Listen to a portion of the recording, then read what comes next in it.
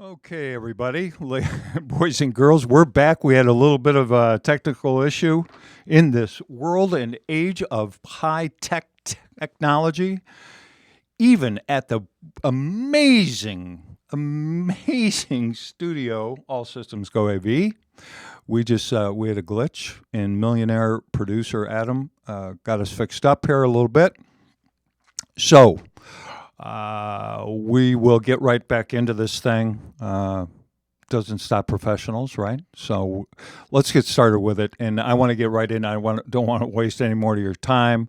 Hopefully, some of you guys be able to jump back on. If not, we will run this thing. It'll be filmed, edited, and then uploaded to YouTube later, and then I'll send that around. So whatever's easier for you guys. And like I said, it'll be on the audio podcast as we go forward as well. So I want to get into some questions that were sent to me. And one was sent in. Some of these people I'm going to name, some of them not, for various reasons. But one was sent in to me by, no, let's start here. One that I got probably 4 or 5 times in different scenarios was about pay plans. We have a really awesome. Our whole audience is awesome, but we have a guy that stumbled into our channel somehow. His name's Ethan Rawson. He's at gosh, I shouldn't say where he's at, really. He's in the state of Massachusetts. I'll say that. And he sent in several questions, and he's been a real big proponent of the show, which is very, very cool. So I'm going to read some of his. Let me see here. I want to make sure we're okay here. Okay, so is everything good on the Facebook live stream, guys? I have my phone here, so I can kind of look at that. So if you could let me know if we're coming through good there, that would be awesome. Yeah, a little choppy. All right, we're going to continue this thing regardless. So the one thing I want to talk about is pay plans, because that came up a lot, and this is going to be controversial. There's not a lot of dealers in the country that do it this way. I can tell you that I've done it. I've taught it. I've implemented it. I've facilitated it. And there are dealers that we know across the country using it. And it has to do with variable operations, the front end of the dealership, if you will.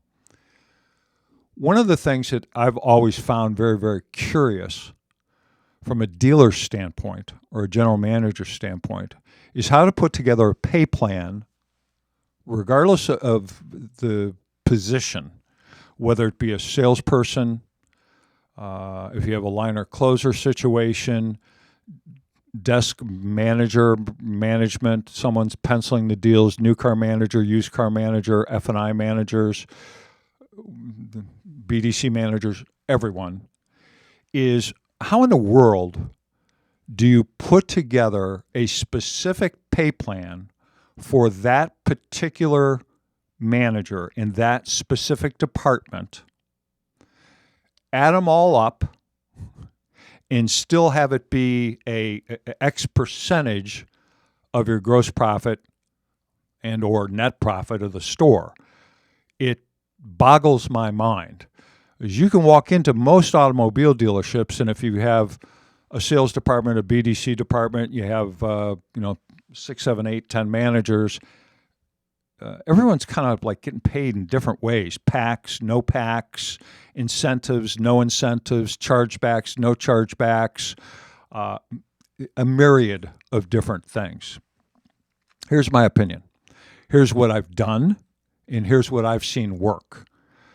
If I'm running a dealership, if I own a dealership or running the dealership, I want to have a real good idea on what my costs are going to be month to month. So I can figure my marketing out, I can figure out my inventory, I can run my business properly. It's in my opinion, and I just want you to think about this, consider this for a moment, is pay everyone, and I'm talking about everyone up front, from the same exact dollar. Pay everyone up front from the same exact dollar.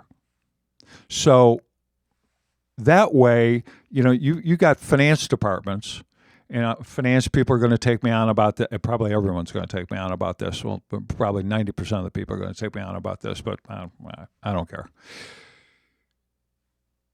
Let's talk about the F&I department for a minute. So they get paid whatever percentage it is of the revenues or profit that they create in their department, and they're dealing with chargebacks, they're dealing with costs on warranties, and so on and so forth. So, but it's pretty easy to figure out what that department per line on your statement, what that created, times a percentage. So from that standpoint, that department is pretty darn simple.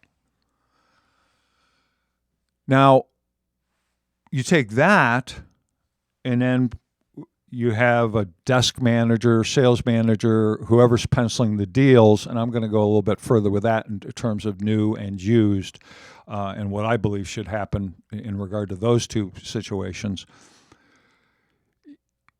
You've got the let's call it the GSM, the desk manager, whoever's mainly penciling the deals. You have her or him on a completely different pay plan. They're paid on gross profit, maybe just on new, maybe on new and used. Maybe it includes F&I, maybe it doesn't. I've never seen one that included chargebacks other than the ones that we've implemented over the years. Then you've got the used car manager, who's getting paid in a myriad of different ways, getting paid on gross profit. Maybe there's incentives for turn. Maybe there's incentives for wholesale loss or gain. You've got work in the back, service work involved in there. There's a million different things. You got salespeople with all kinds of strange pay plans. You've got them with, packs, which I'm so totally against a pack. It's just the word makes me throw up in my mouth a little bit. I just don't even like the word. So why can't we take every dollar, and I'm talking about every dollar, I'm talking about from triple net, I'm talking about incentives. If we're a dealership, if we're a new car franchise, and we're playing the game with the manufacturer, and we're counting the $100,000 stair step money, the incentive money, if we're counting that up front, which I think most are, let's pay everyone from the same dollar. I mean, from the same dollar. So the percentages are going to be less. As an example, you might have a salesperson on a 10% of the gross pay plan plus salary. So it's, in my opinion, and something to consider, is you put everybody on a salary of some sort, depending on, obviously, their role. A salesperson is not going to have the same salary as a general sales manager, which is not going to have the same salary as a used car manager, that's not going to have the same salary as a F&I manager. BDC directors and GSMs probably should be paid in a very similar nature. That's probably going to be a whole nother controversy, but let's think about paying everyone from the same exact dollar. Get rid of the bullshit packs. Get rid of all the hidden costs, hidden money, the averaging of trades. It's just everything. Let's be, we talk about transparency to our client base. We talk about a customer experience with 100% transparency. Yet internally, now it's probably nobody that's watching this, it probably is not happening at your store. But in some stores, we're we market transparency to our customer, our external customer, our client base. Yet our internal customer, our employees, our team members, we're anything but transparent. We're hiding dollars here and there. Let's shake that all out. Let's fresh, clean sheet of paper, and let's start from fresh and pay everybody on the same dollar. Yeah, if there's an F&I chargeback, yeah, everybody's going to get charged back. The salesperson on the deal, the sales managers, whomever and whatever. Yeah, they're going to get charged back. Yeah, if something comes in on a WEO, yeah, we're going to get charged back. If something comes in, if we make a decision to keep a customer happy, quote unquote, and we need to throw a few bucks at a deal, 20 days after the car's been delivered, yeah, it's going to get charged back. But let's pay everyone from the same exact dollar. So as a dealer principal or a general manager, it's in my opinion, but I've seen it work. I've implemented it, facilitated it. We've suggested, and I know dealers across the country that use something similar to this, where everyone's paid from the same buck. It's just from a ownership standpoint, every month you have a pretty good idea what your operation, your variable operation's it's going to become less variable. It's going to become more fixed in terms of what the money going out. It just makes all the sense in the world. More importantly, in my opinion, although that's pretty important if you're the dealer principal or the general manager is going to get paid on net, typically, is that you're going to have more synergy working together.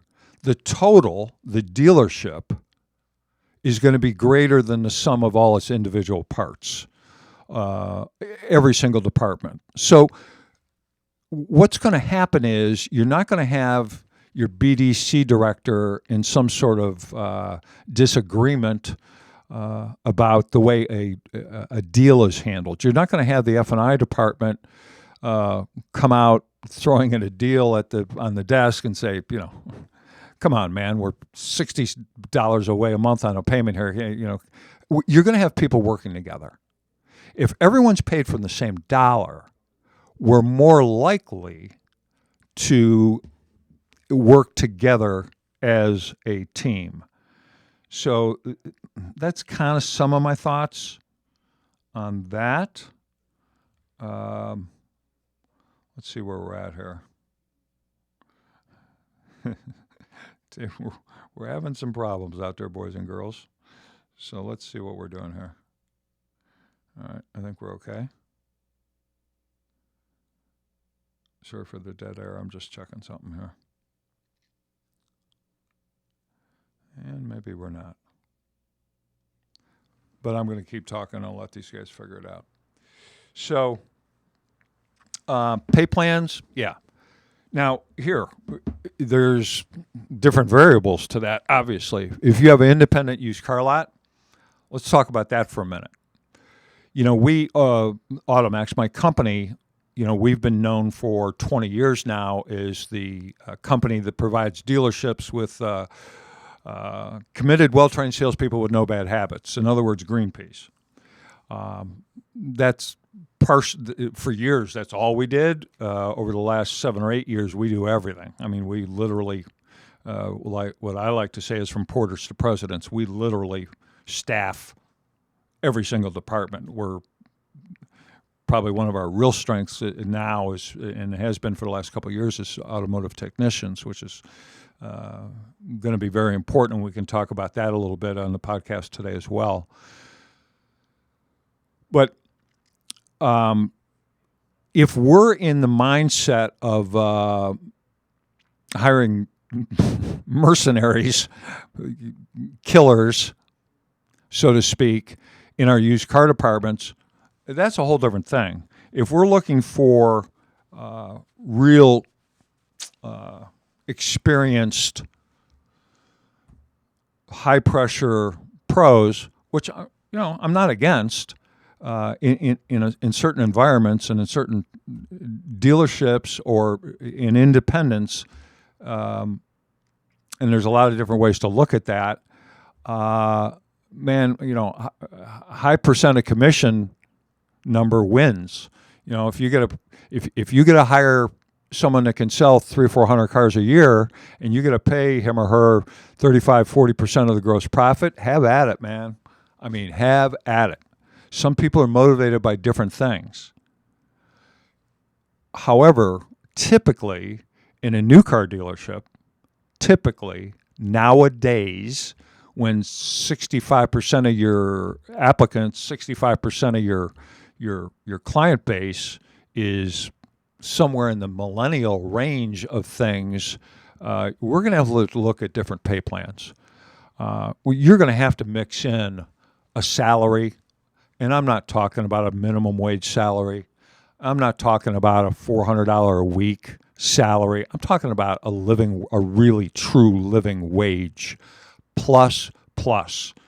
Now you can go plus percentage of gross. You can go plus incentives, plus unit bonuses, and so forth. I read something the other day on Facebook. It was from Forbes about the average profit, quote unquote, on new car deals. And according to this Forbes article, the average gross profit on a new car deal across the country was a negative $735 per new car sold. So we're losing, according to this article, according to the data, $735 per deal to sell a new car. Okay, so that leads itself to the question, hey, we'll just sell more. No, that way you'd lose more money. We need to do something about that. A lot of that's a whole nother podcast. I think that has a lot to do with marketing. I think it has a lot to do with customer experience. I think it has a lot to do with how we take care of the customer after the sale, and how we really truly present ourselves. I think we probably that's pushing us to a kind of a one price model across the board, because we can't operate forever at a loss. Now obviously car dealerships are not in business to lose money, so that profit has to be made up. Where's it going to be made up? It's going to be made up in the used car department. It's going to be made up in the service department, and it's definitely going to be made up in the finance and insurance department without question. Now, in talking about new and used, I want to go into that a little bit. Here again, and a lot of this stuff's going to be controversial, and a lot of you might disagree with me on this, and that's fine.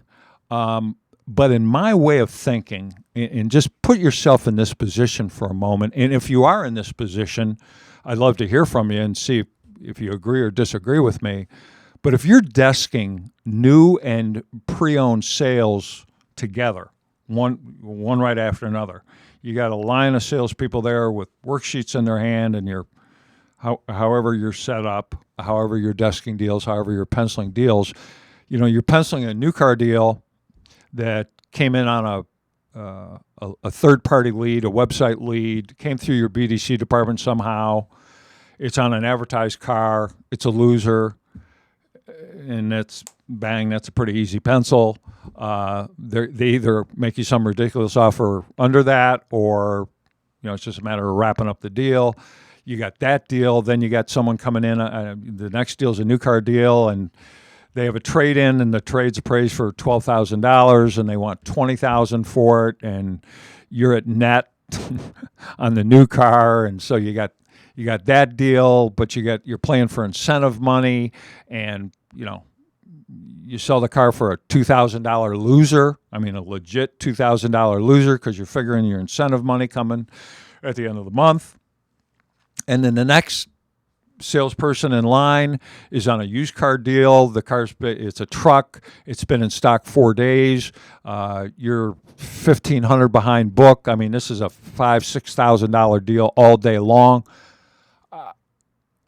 In my opinion, it would be hard, not impossible, obviously, but it would be hard to calibrate my mind to all those deals.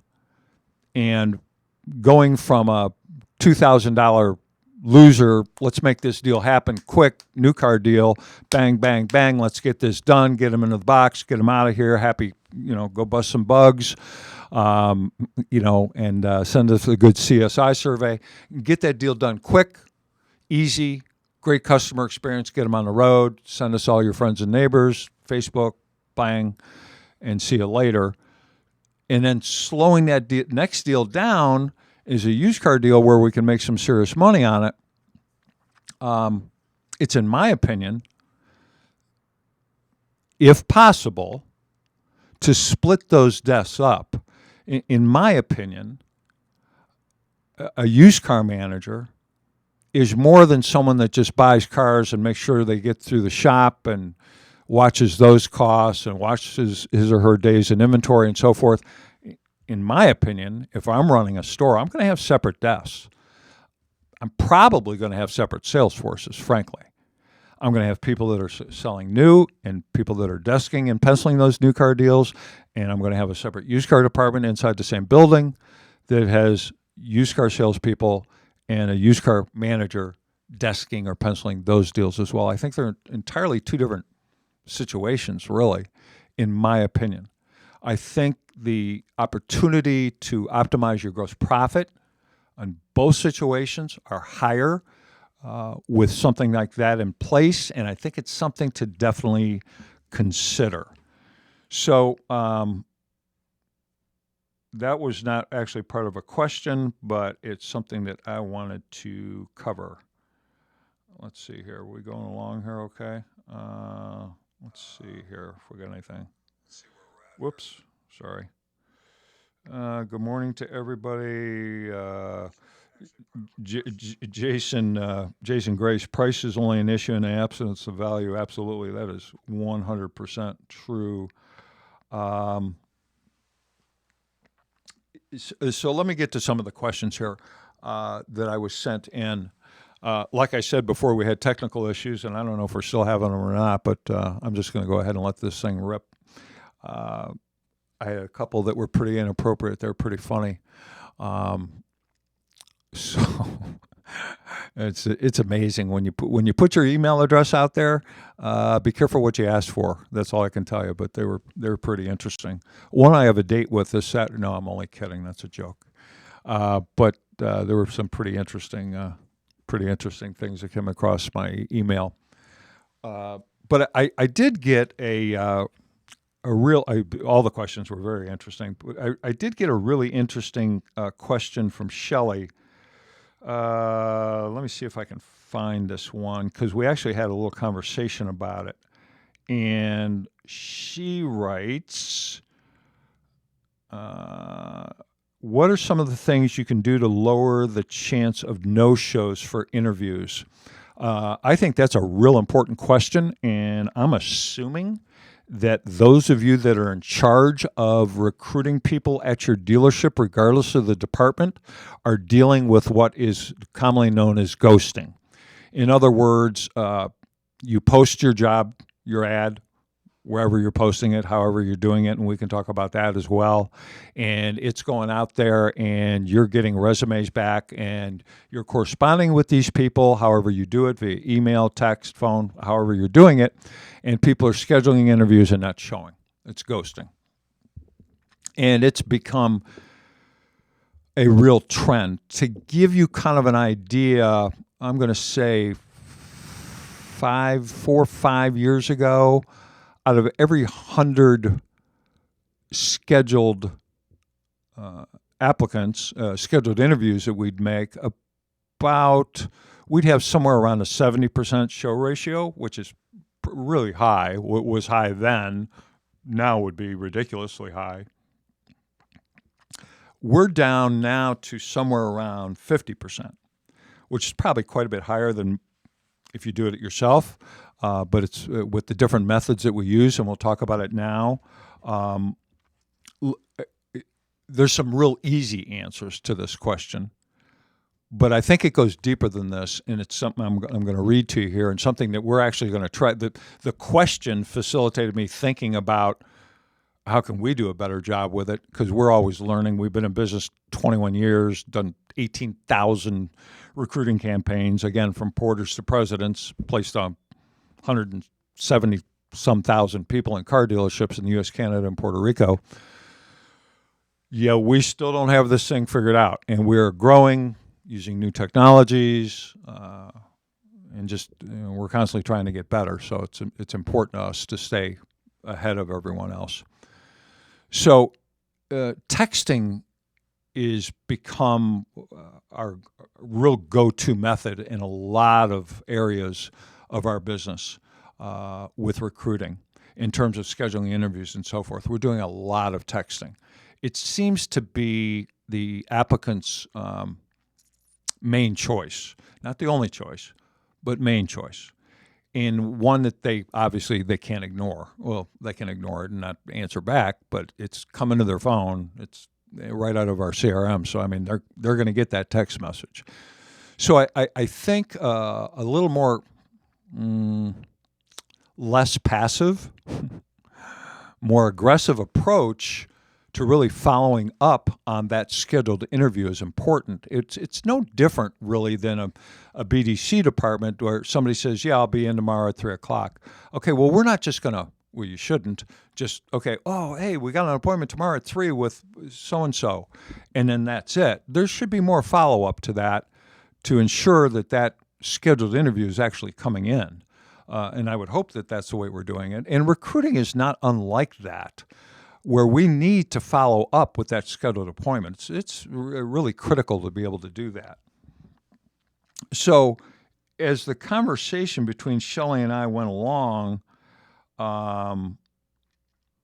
let's see, I said, and I'm not sure this is the right, I'm just going to read this. This is like legit full transparency here. It said, hey, you know what? It could be as simple as, quote, hey, thanks so much for scheduling your interview. Just so we're 100% sure you're absolutely certain that you'll be there, so the person that's going to be interviewing you is completely ready to do so.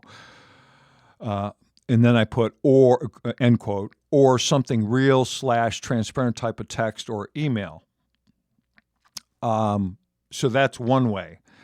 Then I offered up this. It could be as simple as, and I think this is probably closer to it, quote, please be real with us in regard to this scheduled interview you just made. It's very important to us.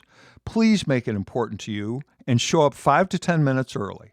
And if for any reason you're not going to be able to make your commitment, please get back to me beforehand.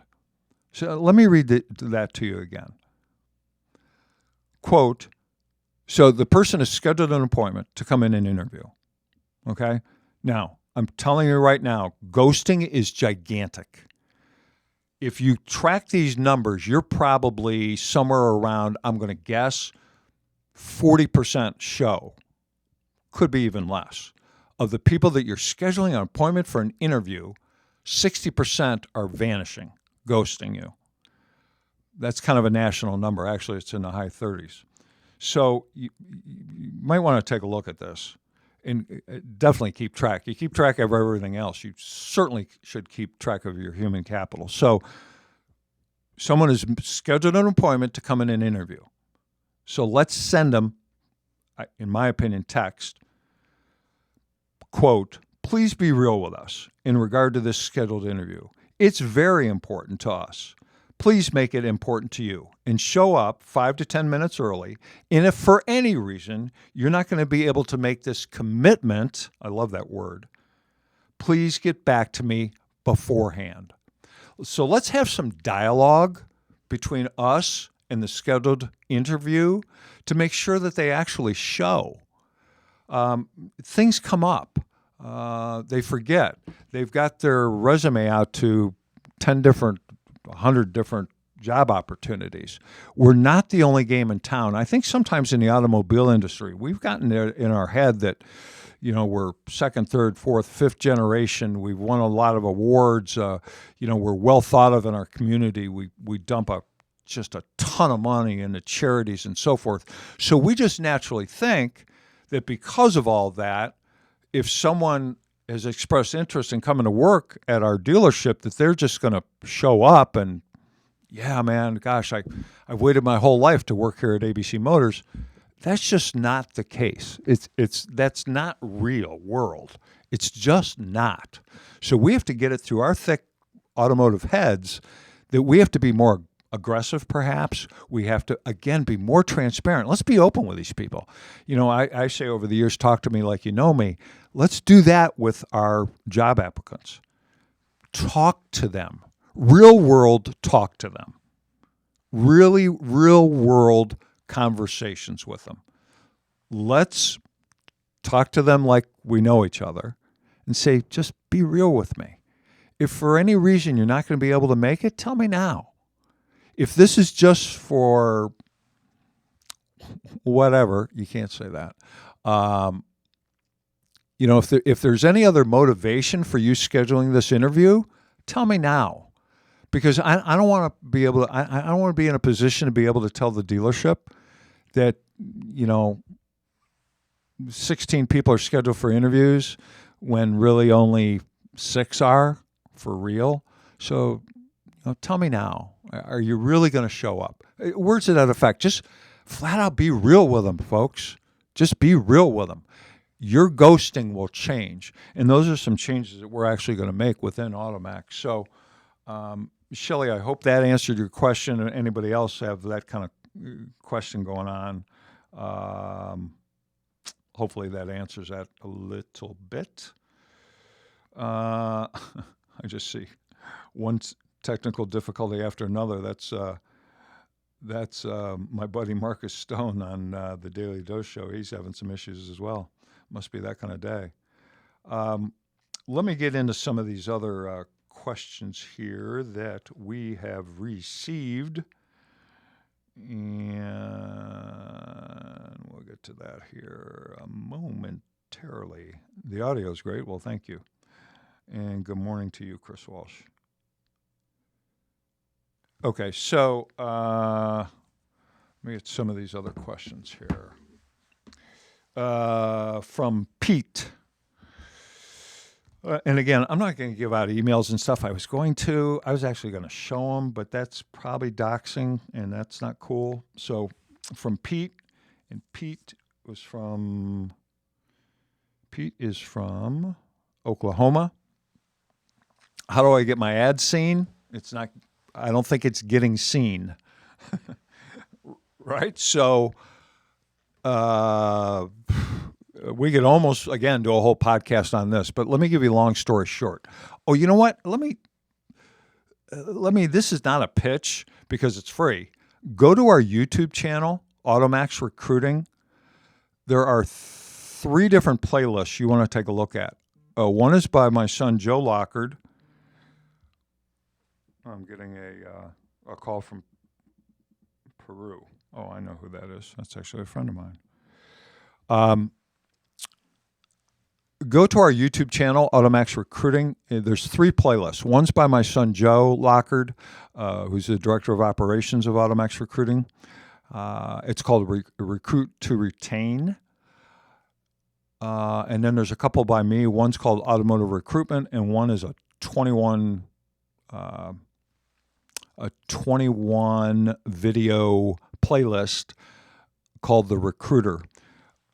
A lot of these questions are fully detailed in those playlists. I would strongly urge you to look at those. It'll give you a lot of really good information. But how do we get our ads seen? Okay, so how does SEO work for your dealership in terms of marketing?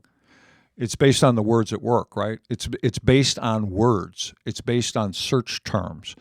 And in the recruiting world, it is the same exact thing. It's all about search terms. Let me give you a glaring example. Let's say at a dealership, we call our salespeople customer concierge. Okay, that sounds awesome. And that's a great name or title for the person once they start at your dealership. However, if you title your help wanted ad customer concierge, it will not get seen. No one will apply. People most likely search whatever they've called themselves on their resume. So if we're looking for whatever you want to call them once they come to the dealership, it's up to you. It's fine. It's cool. But if we're looking for salespeople, what what he or she is going to call themselves on their resume is a sales consultant or sales representative. So in our title of our help wanted ad, I mean, this is basic stuff, but it's things that you got to think about, and it's like crazy important. So we want to use those words, and exactly those words. Let me go into the word representative. We want to use the root word, representative, not sales rep. In a well-written resume, even a half-assed resume, typically they're not going to put the word sales rep. They're going to spell out the word representative. But we want to use the root word, how someone is going to Google search that job, because that's how people are searching jobs right now. They're going to Google. They're not going to the old-time job boards of Career Builder, Monster, and so forth, and searching that way. They're Googling their jobs, which I'll get back to here in a minute about coding and about Google. We also don't want to use plural. Even though we might be looking for more than one sales representative, we don't want to use the word sales representatives. We don't want to use it in plural because, again, they're not going to search that term with the S on it. So we want to think about search. So when you're writing a help wanted ad, think search, search, search, search. Not only in the job title, but in the job description. What words are people going to search? Let me give you an example. Let's say we and we sure should be, but let's say we're looking to hire or employ more females. Okay, let's just take this example for a minute. In my job description, I'm going to talk about female-dominated industries. Let me give you an example, and this is kind of how it would be worded. We here at King Kong Motors have found that people that sold real estate can become a great high-earning sales representative here at King Kong Motors. Words to that effect. So so those search terms are in there. Then we get down to the tag words or keywords at the bottom of the ad. They are crazy important. And I mean, load them up as many as whatever job board you're posting it on, whether it be ZipRecruiter, Indeed, or whatever the case might be. Just load them up. Relative search terms to the job that you're looking for. Again, if we'll stay with salespeople for a minute, pharmaceutical sales, pharmaceutical salesperson, real estate salesperson, real estate sales representative, real estate sales consultant, so on and so forth. So we want to load it up with strong, searchable keywords. How do you do that? Go to Google Trends. It'll tell you what you're looking for. So it'll be a lot easier there. I think we're okay here. Hey, Jason Girdner, what's up with you, dude? I'm going to talk about your fine company here in a minute when we get to some of these live reads. So it's search. So how to get your ad seen, your help wanted ad seen, just think the same way you would in terms of your marketing and how you're going to get your car seen or your dealership seen. It's really, truly no more complicated than that. And again, you could go to our YouTube channel, AutoMax Recruiting, and it'll go over that some with you as well. I'm going in no order here, just the way I wrote down some of these questions from a woman by the name of Adrian. And Adrian is in California. So I'm assuming she might be up and watching. If you are, Adrian, hello. Wanted to talk about, she had questions about an interview, how to hold a professional interview. And she went deeper in her question, what's the difference between interviewing a millennial and someone more mature in age? The cheap seat answer to that question is, in my opinion, no difference.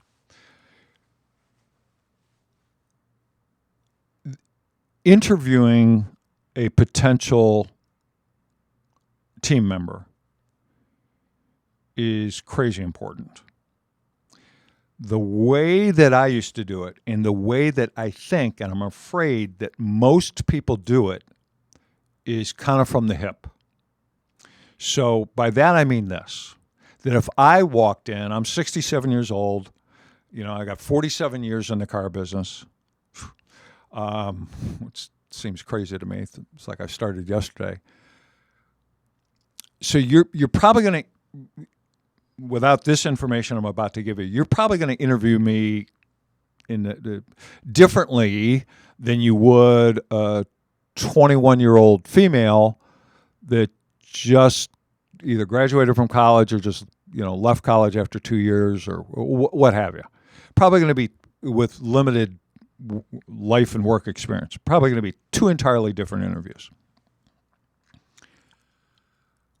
What this is going to cause is problematic from how are you going to differentiate between those two people other than who you, quote unquote, like better? Who did you feel better about during the interview? Who did you relate with better during the interview? See, in my opinion, that has nothing to do with their potential as a team member at your dealership, regardless of the department you're in. So it's in our very strong opinion, and this is the only way we do it at AutoMax Recruiting, is we have a word-for-word scripted interview, and we interview every single person the exact same way. The exact same questions, the exact same time, the exact same cadence, the exact same examples. Everything is identical. Everything. Every single person. So then, whether we get 5 or 55 interviews, we can sit down and see and then differentiate or measure the answers to those very specific identical questions. I mean, if you say it out loud, it's the only thing that makes sense.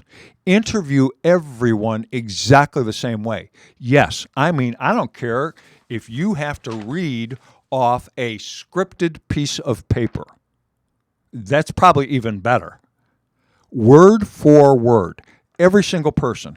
I don't care if sex, age, color, nationality, previous work experience, education, environment they grew up in. I don't care. Don't matter to me.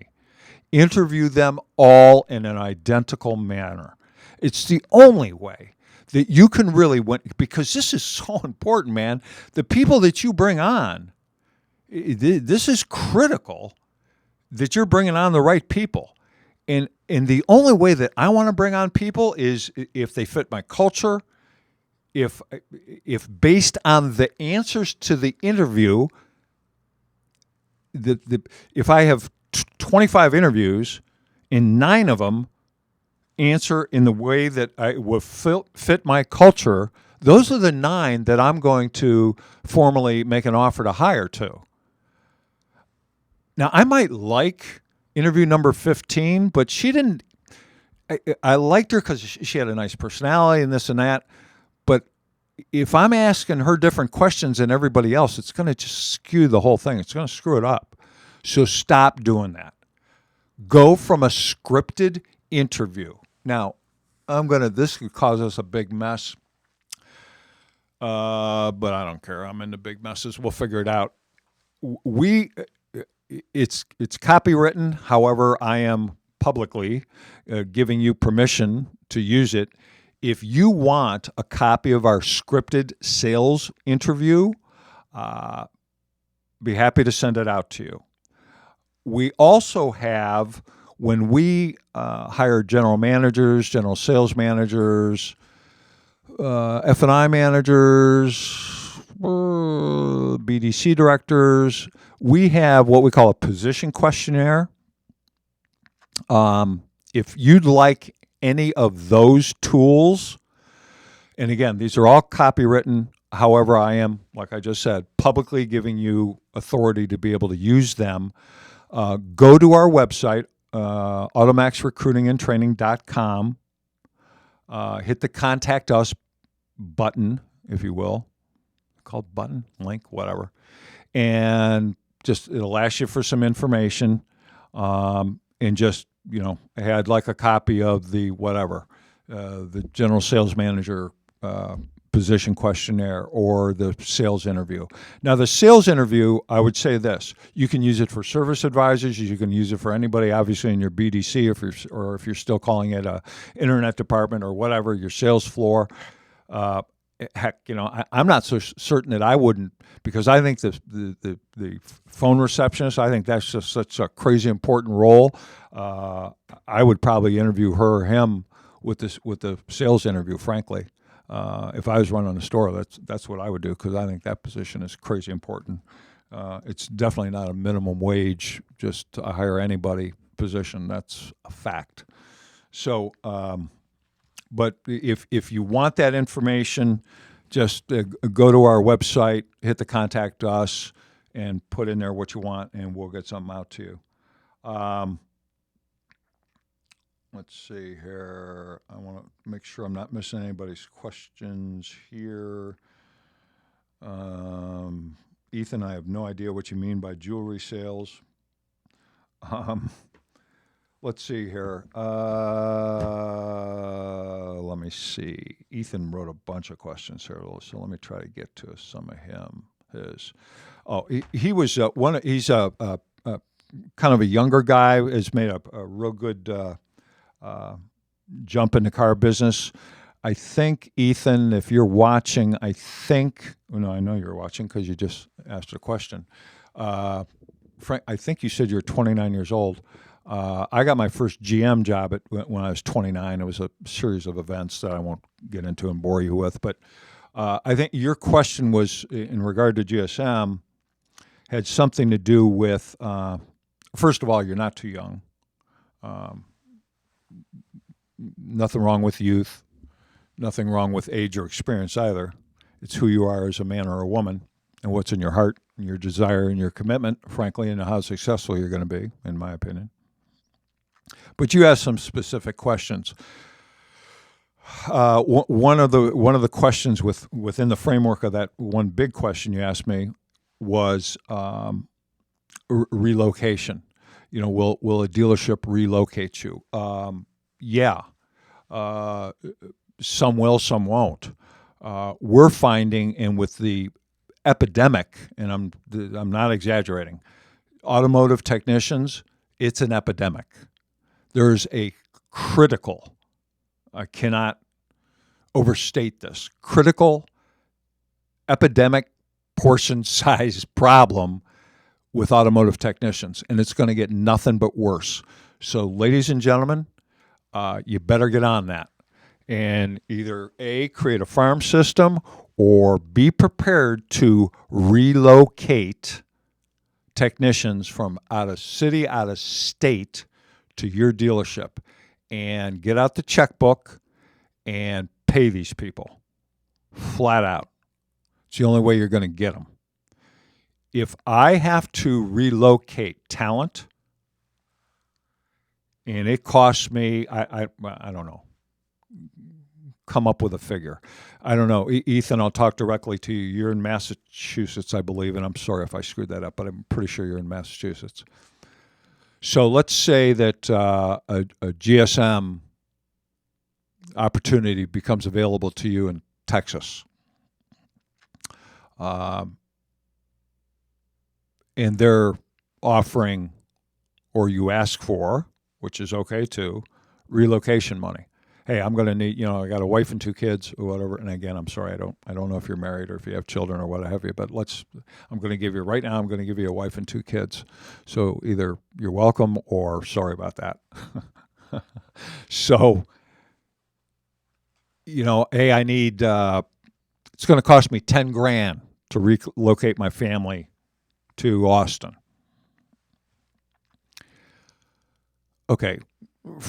From the Austin dealer's point of view, okay, so I got to basically pay $10,000 to get this guy to come run my store.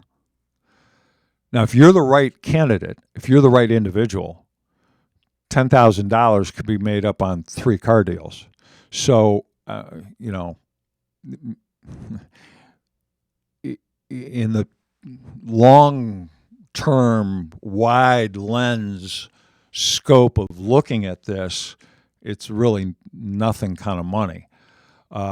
So to answer your question, yeah, some dealers will pay relocation money, some won't.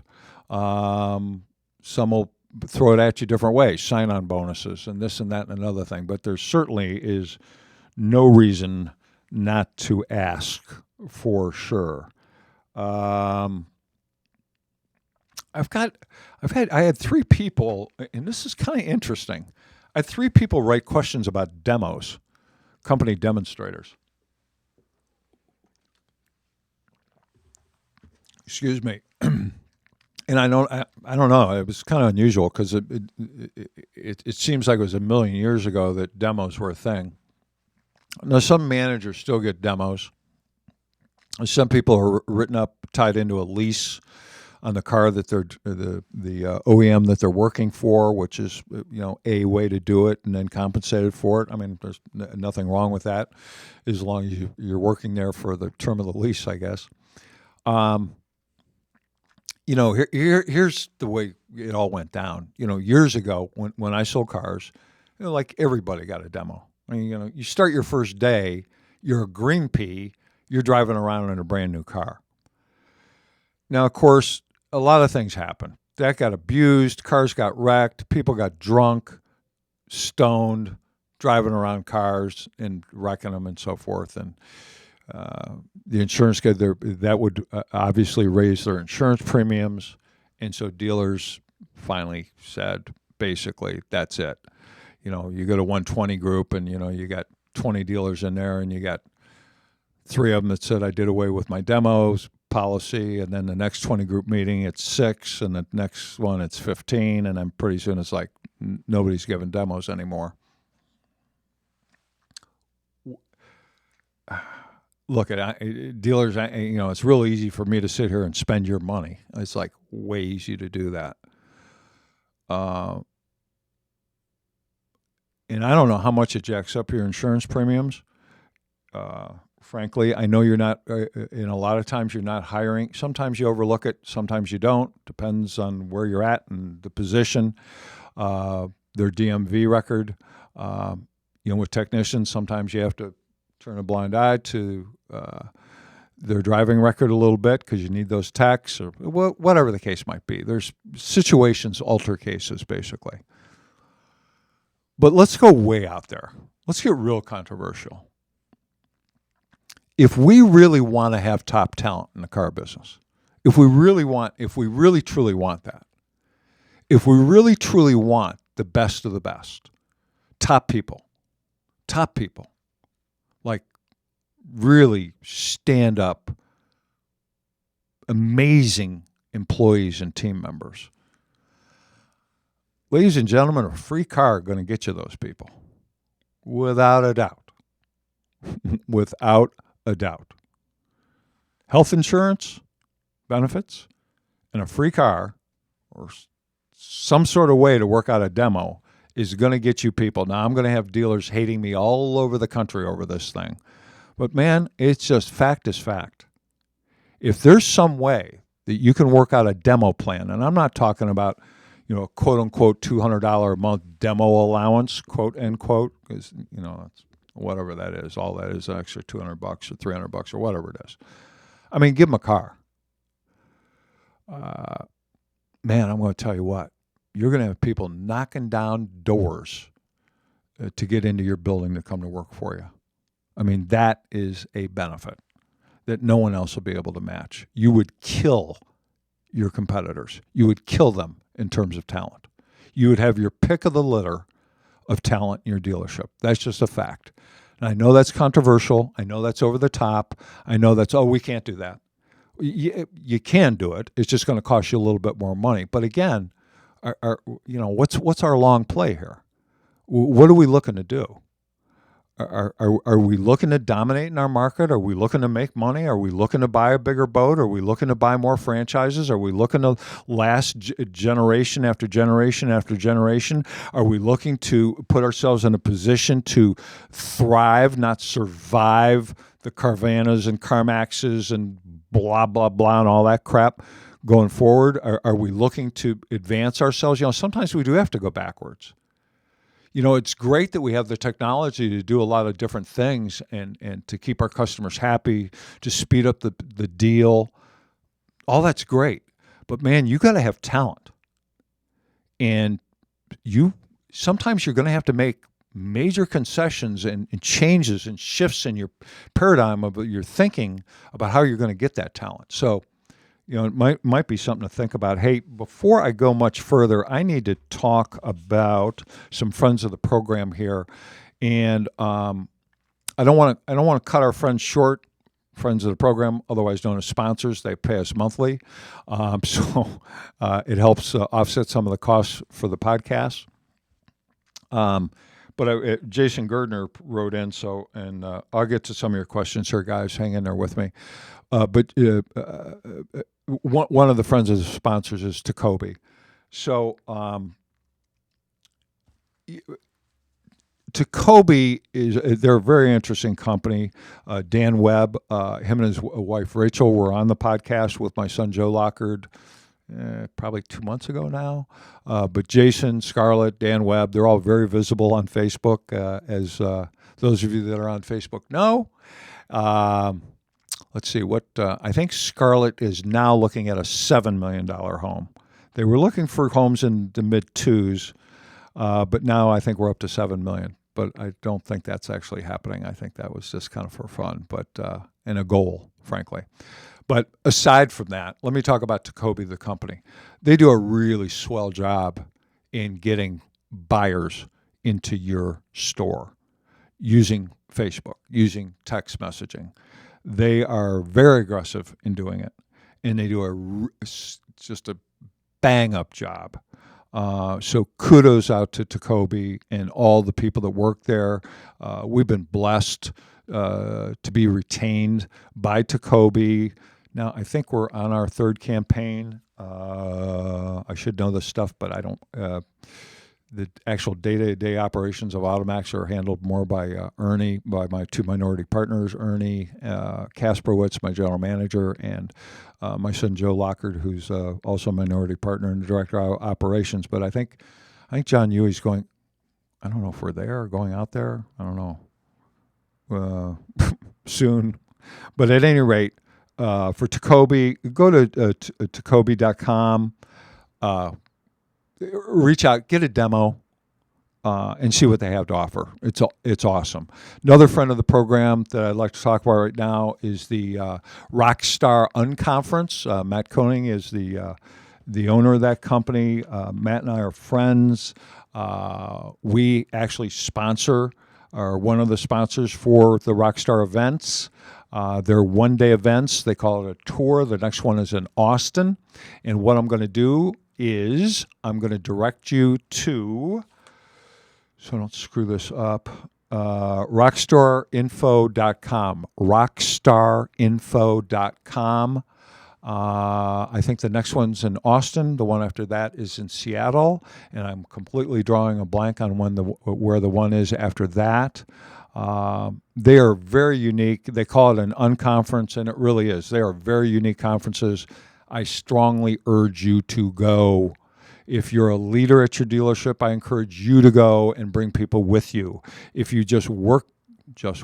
If you work at a dealership, go. You will learn something that will absolutely, positively make you money, make your life better.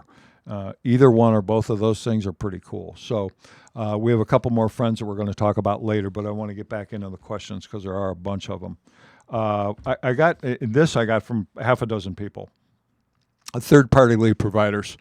I just got done talking about Tacoby, and I don't really consider them a third-party lead provider, although they do provide leads. And I guess they would be a third party. But for some reason, I don't think of it that way. Here's my thoughts on it, is this. I think you have to have a mixture. Most of the questions were formed in such a matter of either or.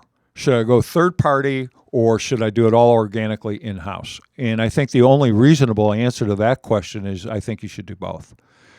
That would be my opinion. I'm guessing that would be the prevailing answer.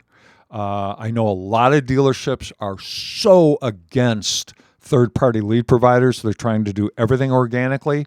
And let me say this: if you're really on it, and I mean, man, you are really on it. Your CRM has the ability to, you're looking at those equity positions, you're looking at the, lease ends, you're working at service drive. I mean, you're like legit on it, and I mean, your focus is lasered into that.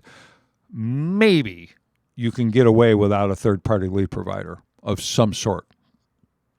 It's in my opinion, however, that's really hard to do, to have that focus, although you should. I mean, that should be a main focus. I mean, free leads are great, and close to free leads are really good too. However, I do think, in my opinion, you need to sprinkle in third-party leads. Now, who you use, I'm not going to get into that because that's a whole war. Some are better than others. Some leads are better than others. That's up to you. And there's a lot of research. You go into a lot of different groups, ask the question, you'll get a lot of different answers, and whoever's name comes up the most, use them, give them a shot. But I think you really need to have a combination of both, to be fair. If I'm running a dealership, if I'm an owner, a general manager, or if I'm in charge of marketing at that dealership, I'm going to use a combination of ways to market my store and market my inventory, and market my brand. And organic, obviously, is definitely going to be one of them. But I need and want, I think, a good third-party provider as well to help supplement or put me over the top or absolutely dominate my marketplace. See, if I'm running a store, I don't want to just get along. I don't want to just half-ass it. I want to dominate. I want to, I don't like competition. So I'm a very competitive person. So if you don't like competition, eliminate them. Flat out. Might sound brutal, but eliminate them.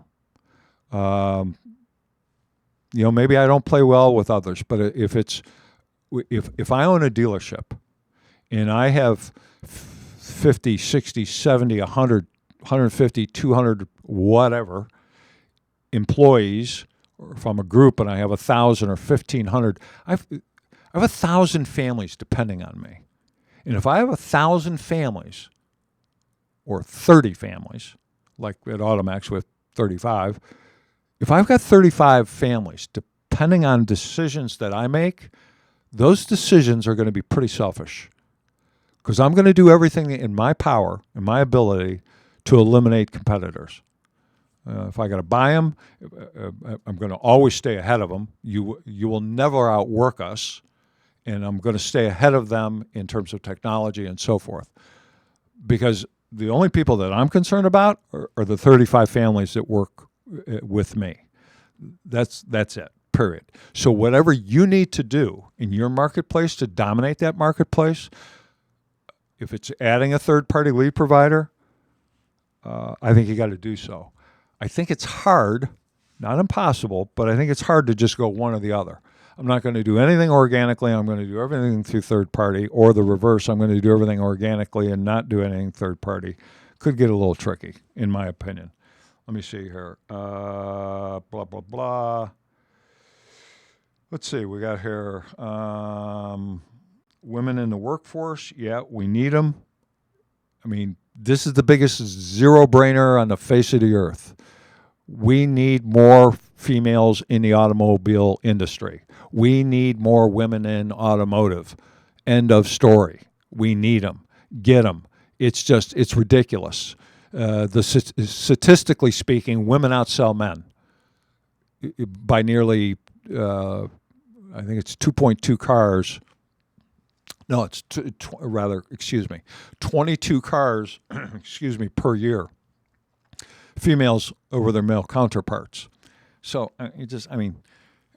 and then, we can debate all day how many decisions in a male-female relationship, the percentage of those decisions are made by females rather than male are, statistically speaking, overwhelmingly female.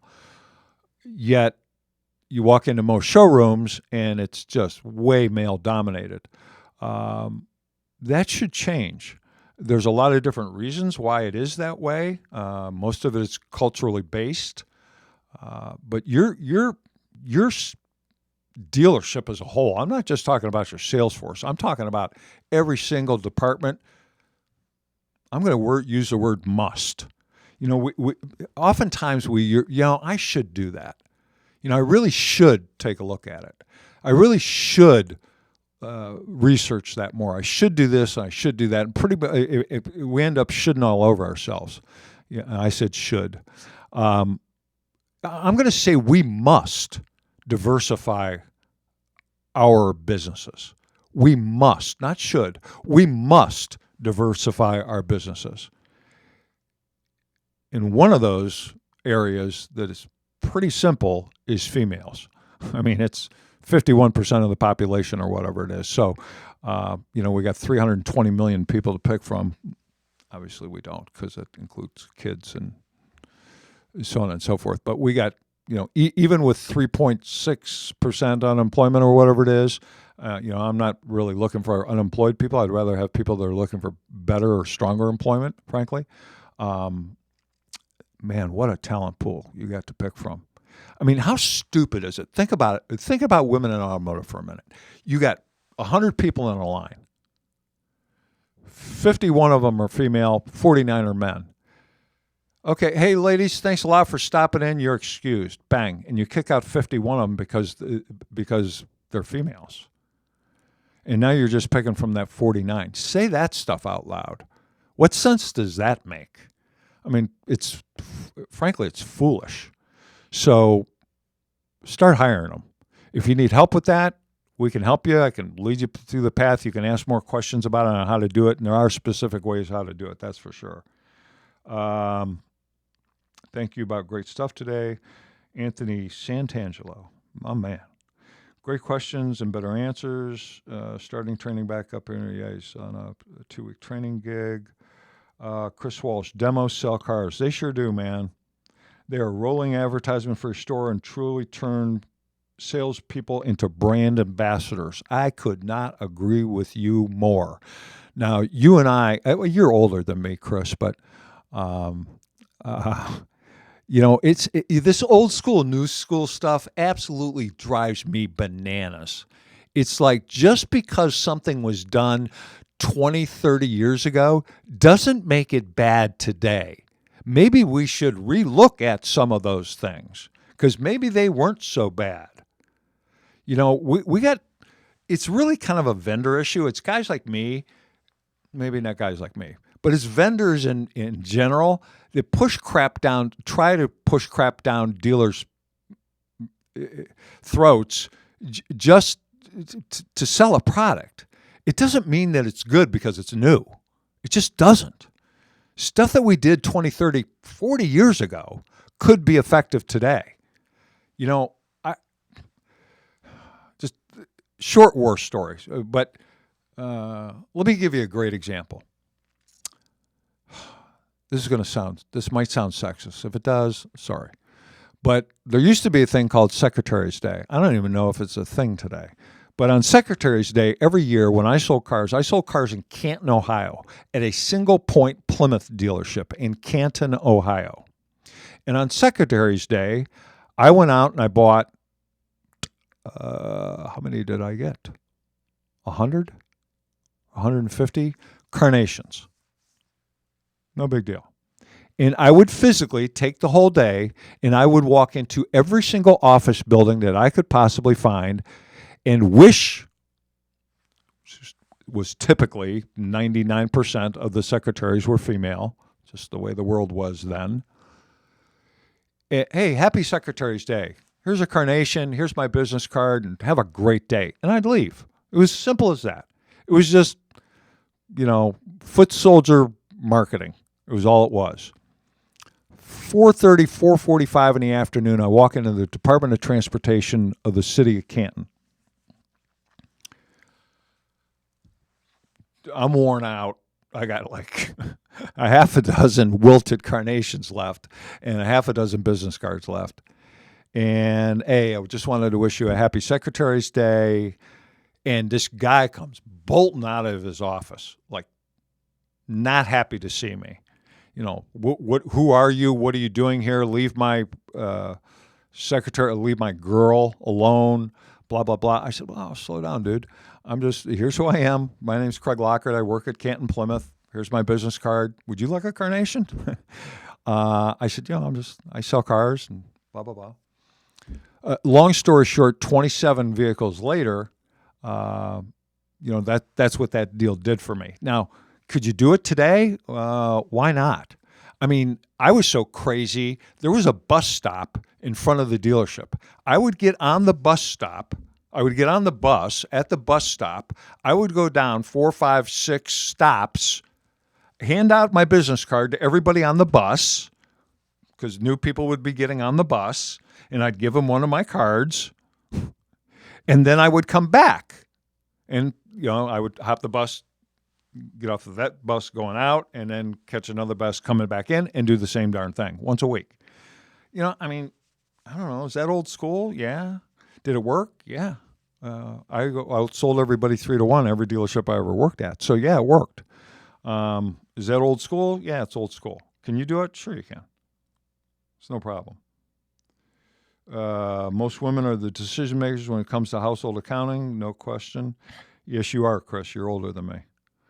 If not chronologically, you're just older. And I'm not changing my mind on that. So, but I love you anyway, dude. Third-party leads. Resumes. I got Ethan Ransom sent in a question about resumes. Resumes are a little tricky. We do at AutoMax, especially for executive management positions, we ask for a video from the applicant. And we very specifically tell the applicant, we don't want a rewrite of your resume on this 2-minute video. So we don't need to know that you were here and you raised the gross profit 37%, and then I went there and I raised the unit count 75 vehicles a month. That's all on your resume. So we don't need to hear it again. So this video that we want is about you, your family, your passions, what you like outside of work, what your goals are, where do you want to be 5 years from now, yada, yada, yada, that kind of thing. So resumes are getting weird. It was one of our executive recruiters, Danielle Burke, posted on Facebook, I don't know, probably a week ago now, about pictures on resumes. We're getting some resumes with pictures on. Our feelings about that. I don't know. I really don't know. I guess it can't hurt if it's an appropriate professional picture. Certainly can't hurt. We're getting more and more unique resumes. Can't hurt. But I'm going to tell you the real world here, ladies and gentlemen, that are not in the car business. Resumes are, in a lot of cases, fiction. And I'm probably telling you, I think it's pretty interesting that most resumes, you have a start and end date on a job, and there's rarely, it's like ended in April and started a new place in May. Then the next job ended in October, started at the next place in November. Yeah, that's unlikely. Could happen, but most times there's some gaps there. I would rather see, frankly, a person be real on their resume, and so that we could actually discuss that and talk about that perhaps on those gaps, because it could be good reasons and something that would perhaps make me like the person even better. Because it's kind of hard to believe that someone's worked at 7 places over 25 years and never had a gap in employment. That's unlikely, frankly. a resume should be well written, free of grammatical errors, spelling errors, chronological order, references, and again, well written, and showing who you are as a person, along with your accomplishments in education and awards and so forth, but who you really are as a person. If I'm writing a resume and sending it, I want it to be able to, air quotes, for those of you listening and not watching to this podcast, speak to the interviewer. I want your resume to actually speak to them. So that would be my suggestion there. Instead of just a list of jobs and, I was King Kong here, and then I went there and it was King Kong, and then I went there and it was King Kong, and then I went there and it was King Kong. Well, if you're King Kong, man, why are you looking? So let's just be real and speak to the business that you're trying to affiliate yourself with. I got this question.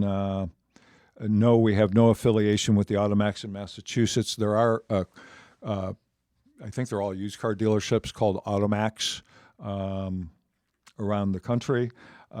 Kind of a funny story about this. It could be 18 years ago, 19 years ago. I get a phone call one day in my office in Northfield, New Jersey, from this lawyer representing a company called AutoMax, and said, want to talk to you about, you're going to have to change your name. I don't know. It was 18 years ago, so I'm giving you the crux of the conversation. Said, you're going to. Gosh, should I tell this story? Yeah, what the hell? So you're going to have to change your name. So I said, oh, really? I said, when, and I was a little bit taken back, because when I started the company, it started as a DBA before it became an LLC. So you got to register it, and they look it up, and it was all good. So I said, well, when did you guys incorporate? When did you go into business? And he told me, and we had him beat by 4 or 5 months. I said, so when I told him that, I said, so, gosh, should I have my lawyer call you? He said, well, no, can we kind of stay away from that? I said, yeah, let's stay away from that. So actually, one time, I for a while, I dated a girl who lived up in Montreal, and there was actually an AutoMax with 2 X's up there. Good friend of mine, Tracy Myers, name of his company is AutoMax, down in North Carolina, in Winston-Salem, again with 2 X's. So, there's a few AutoMaxes around, but we're not affiliated with any of them. We are our own thing in regard to that. What is this guy's name? Sean. His question, I'm going to read between the lines here a little bit, because his question was first day at the dealership ? Okay, so I'm going to read between the lines here a little bit on this. I don't know, and Sean was from, or is from, Louisiana. I'm guessing that Sean is a manager at this particular dealership. I could not find him on Facebook. I didn't look through my LinkedIn account, but so at any rate, doesn't matter. But first day at the dealership. So here's the deal, folks. First day at the dealership is critical. With the extreme turnover rate in our industry, and it's extreme.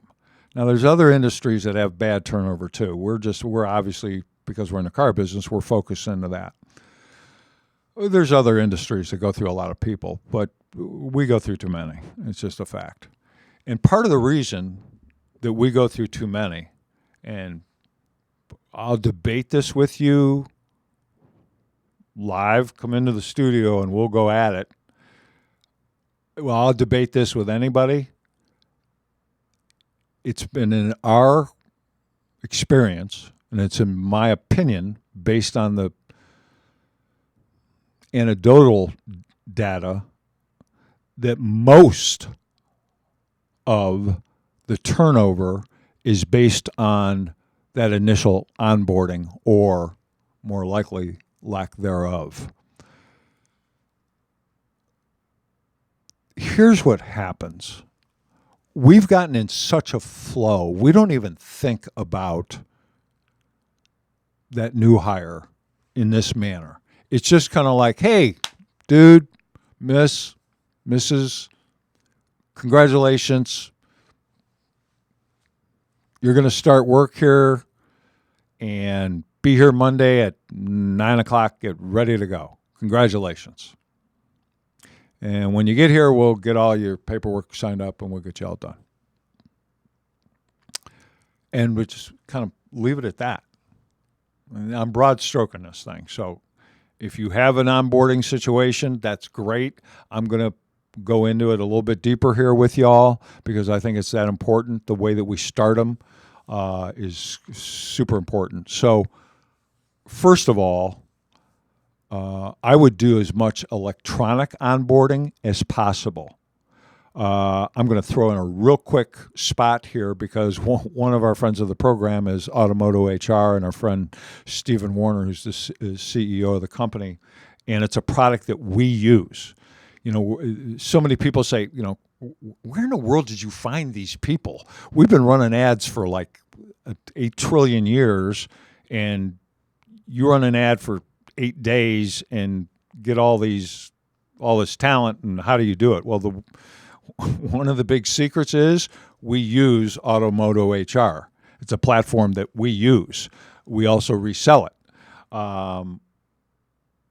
It's an amazing platform. It's career branding. Use video on it. It includes an ATS, which is an applicant tracking system, so you don't have to throw resumes in your drawer or in a file in your Outlook. It's all in one, basically a talent network CRM, basically. Fully legally compliant. All the ads are pre-written.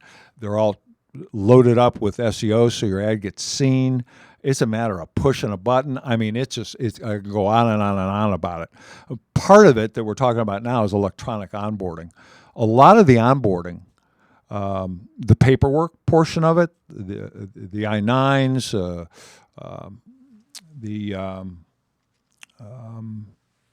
your dealership employee handbooks, the background check authorization forms, DMV, drug testing authorization forms, all that stuff can be done electronically via email. So they can get everything done beforehand. So when they show up at the dealership that Monday morning at 9 o'clock, they're ready for you to start developing those people. They're not sitting there with a stack of paper this thick and a couple hours worth of baloney and just time-burning work that they don't have to do. That can all be done beforehand. And the best way to do it is with a company like Automotive HR. Just to go a little bit further with that spot, if you want some information on Automotive HR, just call AutoMax, contact AutoMax, 800-878-5090, 800-878-5090. Mention the Recruiter Podcast. Joe or Ernie, somebody will help you with that. Get a couple bucks off if you use the term Recruiter Podcast. Or you can call automotivehr.com, obviously, and deal direct with them or us, doesn't matter, same pricing. But it's a great tool. You should use it. So, onboarding. So the first day, you know, guys, some of you are going to think I'm goofy, and I don't care. But let's make it an event. If I'm hiring a person, I don't care where they're at. In my parts department, on the sales floor, in the BDC, receptionist, body shop, any position, any department, I'm throwing a party. I'm going to have, at the very least, donuts, balloons. I don't care. You got the helium tank and the balloons there anyway. Bring the wavy arm guy out and have him welcome that new hire. I don't care. Make it an event. Make it an event. You know, the days of scratching off somebody's name off a business card that left 6 months ago or using blank business cards until you're sure they're going to stick is bullshit. Those days are gone.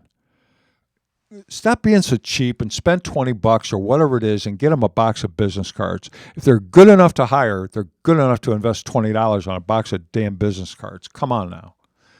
You got stuff laying in your parts department that's got, you know, a couple millimeters of dust on it because they've been sitting there so darn long. You know, swag, a company hat, keychain, whatever. Give them some stuff. Give them some swag to take home with them. Have a clean work area set up for them when they've arrived to the dealership to go to work. Hey, that's your desk over there. Go ahead and clean it up. That's your workstation. Come on. That's not good. Stop doing that. Don't do that anymore. Make it an event. Make it important to them. Blow them away. Make this one of the best days of their life. I'm not kidding you. You want to cut down on your turnover? Make that first day, that first hour, crazy important. Crazy important. And I'm going to go further with it, but if it's a bunch of misadventures, oh, gee, I didn't know you were showing up today. I thought it was next Monday. You know, I'm kind of busy. It's the end of the month. I mean, there's a myriad of different things that could go wrong if you don't plan their first day properly and professionally. What's going to happen is this. They're going to go home. There's going to be typically some significant other person in their life at home or that they're going to run into that knows they started a new job at your dealership. And what's the first question they're going to ask? So how was your first day? Well, my first day sucked. It was horrible. It was a nightmare. They weren't ready for me. My desk was a freaking mess. It was bad, man. I'm going to stay looking. I'm going to grab a few paychecks because I get this thing called a draw. I'm not sure exactly what it is, but I get a draw of some sort. I get some money. So I'm just going to hang around for a while, grab a few paychecks, but I'm gone. See, ladies and gentlemen, they have literally mentally checked out. Your turnover rate just went up the first hour they were at your dealership. 5 hours. First day, first 3 days, first week. They've mentally checked out. They're gone. They might hang around 30, 60, 90 days, grab a few checks from you, but they're dudes and dudettes. Their history. So let's change that. Then after I throw an event for this new hire, what I want to do is I want to literally, I'm not talking about, again, this is not a should do this, should do that, and end up staying in a big pile of should. I'm talking about a must. They must spend time with every single person in that dealership. By person, I mean department. In some case, it'll be a single person department. Like, I want them to sit next to the receptionist. I want them to see, feel, understand what that receptionist goes through and what his or her responsibilities are. I want them to know everything in that dealership and how it corresponds in the synergy that's developed, or lack thereof, if you don't do this, with every department in the store. I want them to spend time in the administrative offices. Be quiet while you're in there.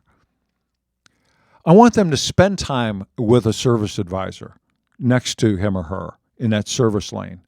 Obviously, in the morning, it'd be great.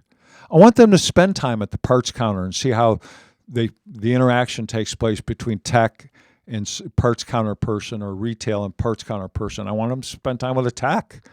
You know, just stay out of their way, and don't be jabbing in their ear. They're busy and so forth.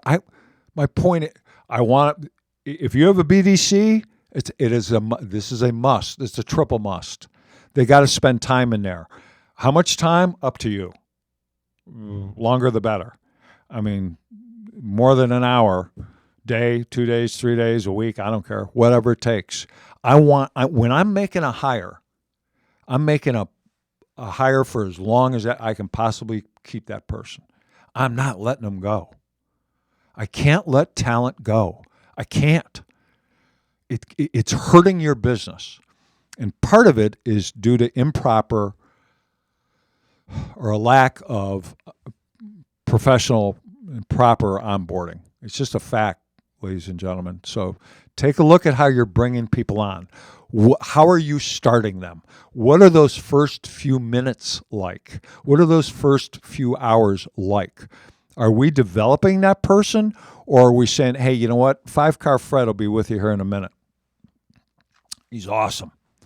Knows what time the roach coach arrives, and he can get you hooked up with really good cheesesteaks and so forth. So, I want you to hang close to 5-car Fred. Come on, man. Let's stop doing that. And if you want to mentor, if you want to hook up salespeople, BDC people with a mentor inside the dealership, hey, that's great. But stop splitting their freaking deals. That drives me bananas. Okay, so, all right, so you're going to hook me up with a guy that sells 20 cars a month. That's unusual. That's probably not going to happen because the 20-car a month person doesn't have time to train a green pea. So that typically isn't going to work. That would be great if it did, but typically it's not going to.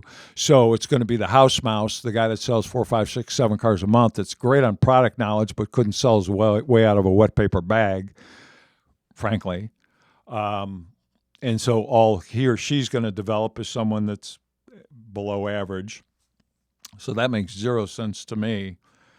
But on top of all that, if you have them so-called shadow an experienced salesperson, and then that new hire gets a customer, an opportunity, and then the veteran comes in and closes the deal and takes half the commission, that is bullshit. And it's got to stop. That is flat out bullshit. Just pay if you're gonna have somebody shadow a veteran, throw a few bucks at the veteran. That doesn't cost the new hire money. I mean, it's just ridiculous. If I'm the new hire, it's like, what kind of relationship am I building with my mentor if my mentor is taking half my money? It's just like, I mean, guys, say some of this stuff out loud and see if it makes any sense to you. Just do that. If it doesn't pass the out loud test, then toss it. Let's get rid of it. So that's all I have to say about that. We got a lot of good stuff here.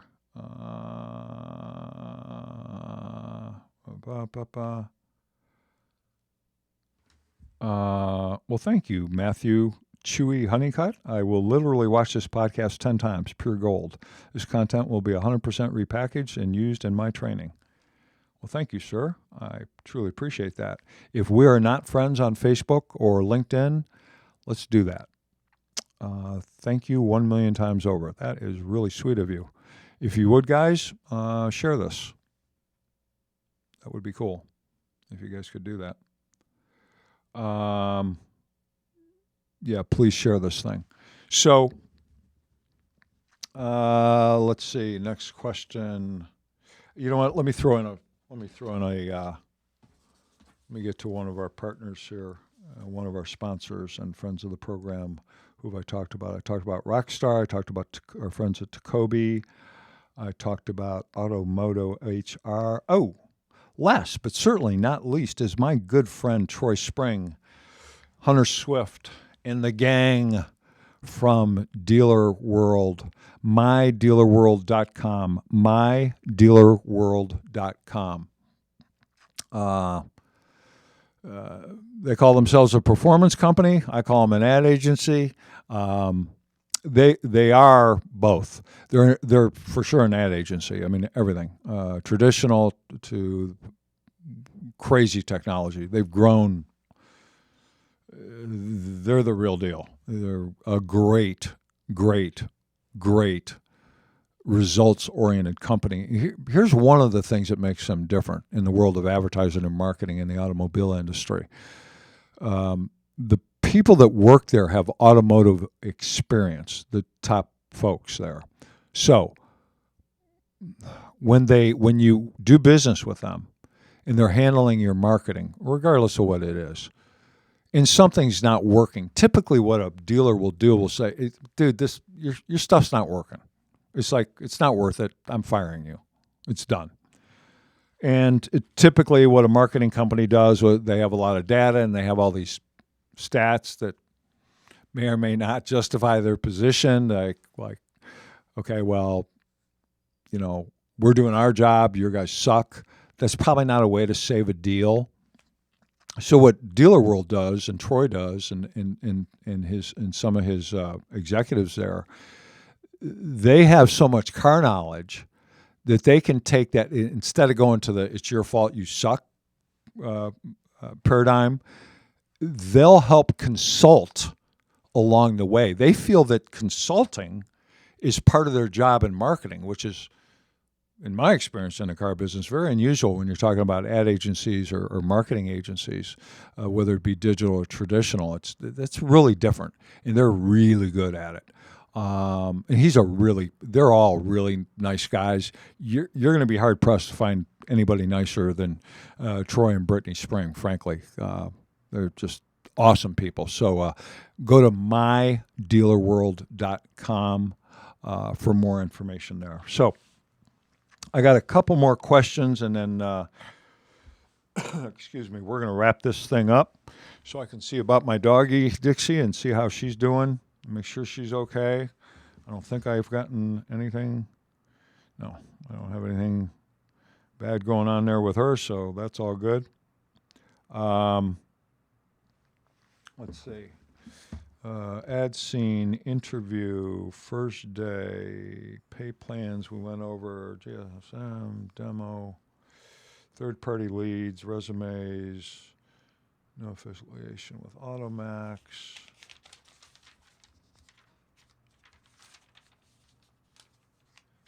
Okay, here. We've hit on this a little bit, but I had two gentlemen write in. One is from what I can tell, a service director, and one is a service manager, both with basically the same questions or concerns about technicians. And man, and I'm going to tell you what, if you can get this information in front of your general manager, in front of your service director, service manager, whatever the case might be, HR department, I would do so. Look, there's really only a couple ways to go with technicians nowadays. It is, unfortunately, the trades, for whatever reason, don't seem to be something that people are going to in droves, and it's a mistake on young people's part, because the trades, automotive technician, if you would, can be quite a career. It can lead to a lot of things. What's happening, and there's a million different reasons, but what's happening a lot, and what we've seen, and we really have our finger on this thing, on the pulse of this thing, is you got a lot of master techs leaving the industry and starting their own shops. Now, and that's great. I mean, that's free enterprise and free markets, and God bless them, and that's awesome. However, I'm concerned about they're not leaving the industry or leaving the dealerships. I don't know what the percentage is. I'm throwing darts in the dark here a little bit, but let's just say that 50% of them are leaving the dealership and starting their own business because they're sick and tired of the crap that's happening at the dealership. See, what's happening a lot is you got a person bringing in their car in the morning and says, hey, I got a squeak in my car. It's only when it makes left turns on Thursdays at around 7 p.m. when I have 2 kids in the car. Otherwise, it's fine. So what are you going to do? You're going to call over your master tech because he or she's the smartest tech in the building, and you're going to have them, take the car for a drive, whatever, and try to get some sort of idea of what the heck's going on, and it's free time, or maybe you pay them a tenth or two, or whatever. They can't make a living at that. So, and I understand you want to go to the smartest person in the room, but you got to pay them. If you're going to have a master tech, A-level tech, B-level tech, any tech diagnose a problem, you got to pay them. And I'm not talking about paying them just whatever flat rate says. I'm talking about paying them. I think you're going to have to start looking at different pay plans. I think you're going to have to start looking at more guarantees plus incentives. I really do. I think you got to take a look at 4-day work weeks for top technicians, 4-day work weeks, because I'm going to tell you, sure as that I'm looking into that camera and you guys are seeing and hearing me right now,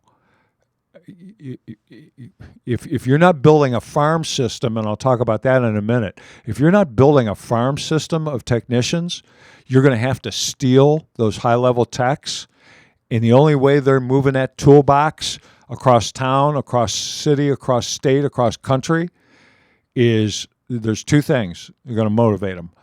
Big money, but more importantly, 4-day work week.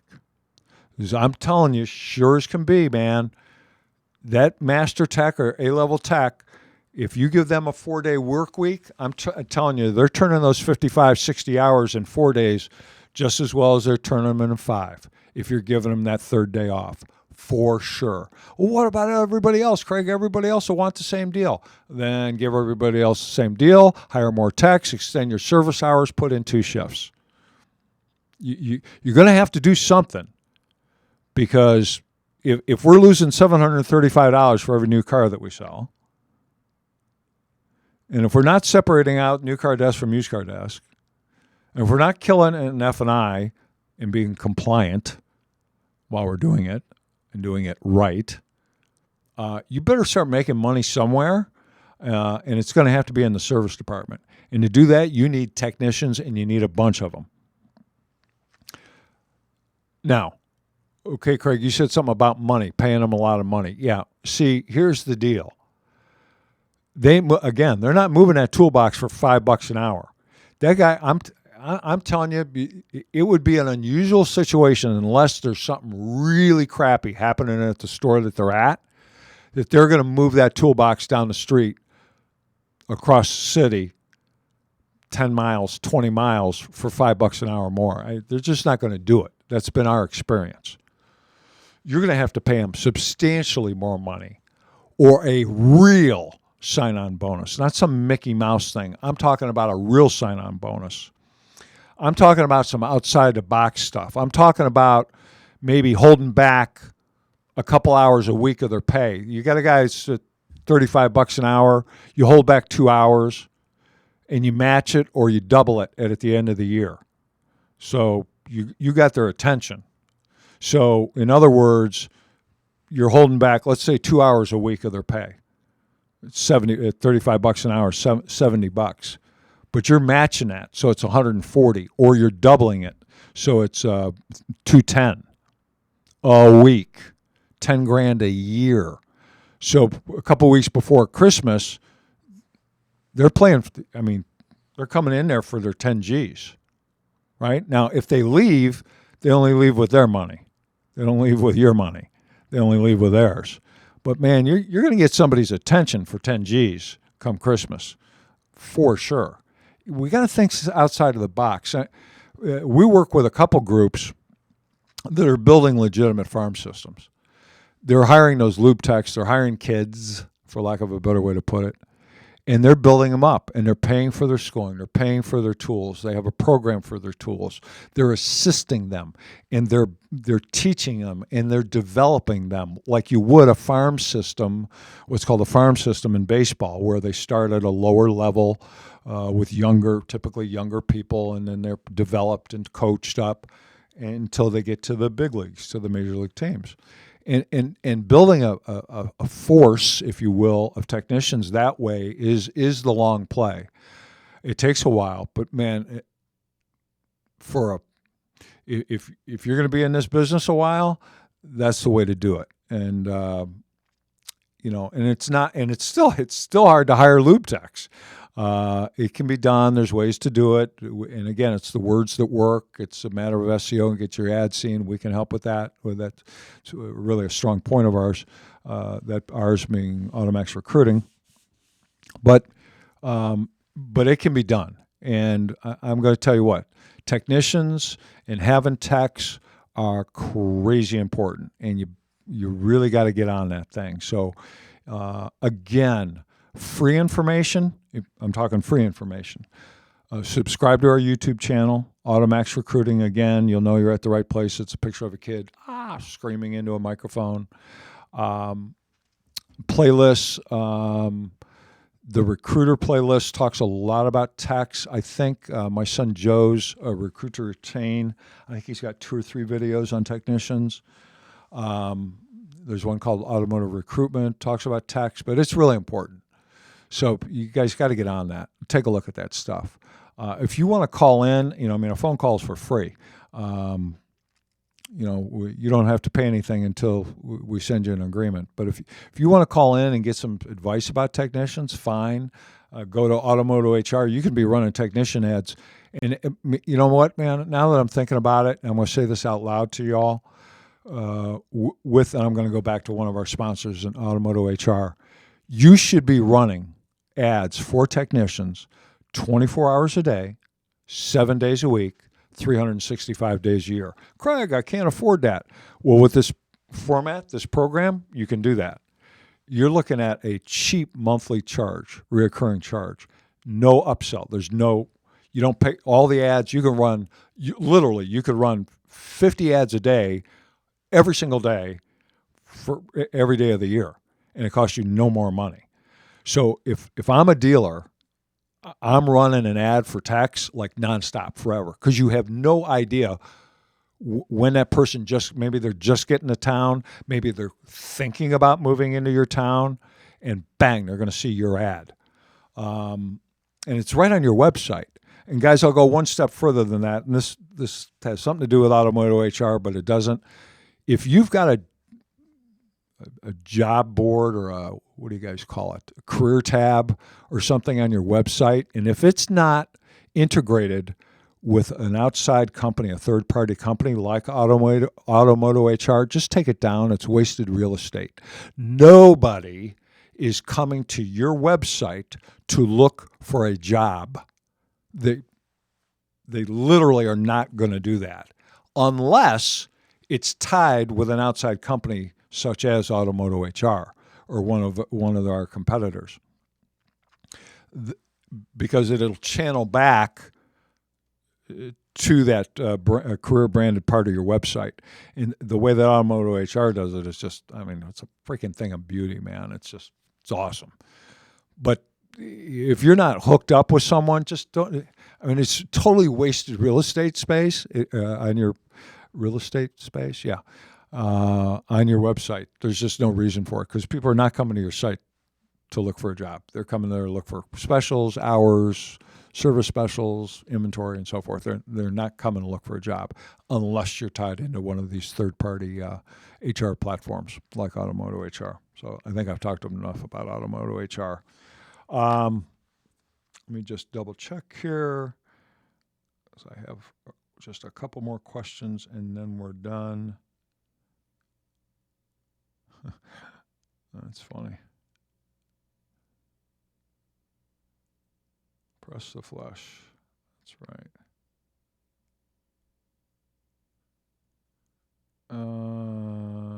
Okay, I answered those. Okay.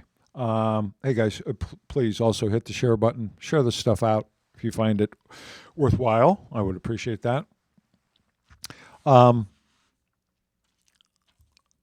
I want to talk about, I want to end this with retention. We talked about turnover being tied to onboarding. I want to talk about retention here a little bit. And in my opinion, there's a zillion ways to look at it, but I'm going to give you my opinion, and it's basically only two. I'm going to do everything with a talented person. And sometimes you're going to, you guys, if you guys know me or us at all, we're kind of infamous, I guess, for the phrase I made up, did you hire him dead or kill him after you got him?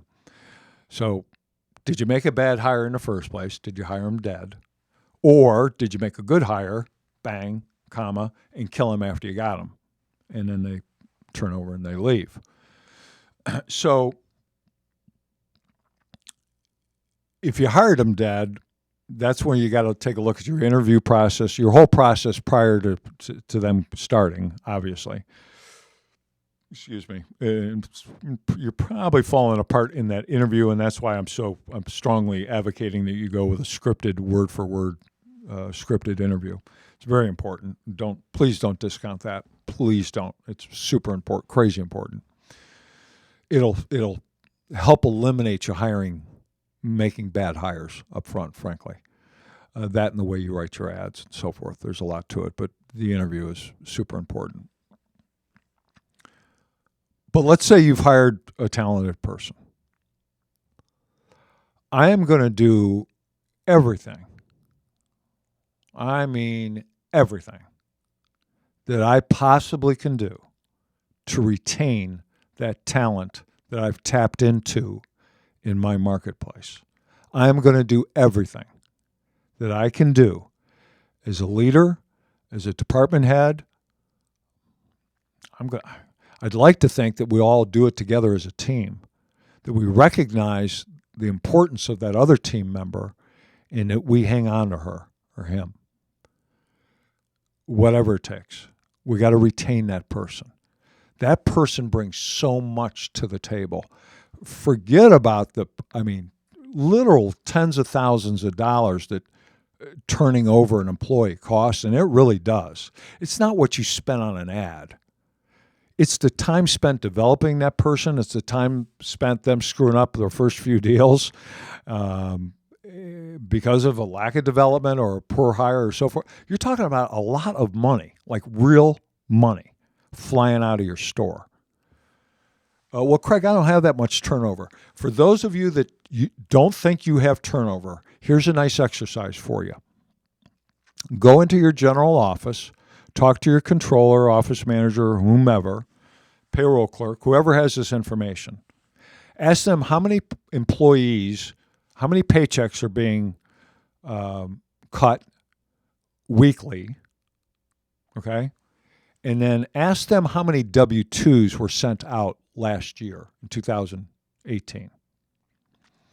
And I think you're going to be in for a real shock of the amount of turnover that number is going to represent. I think it's going to blow your mind.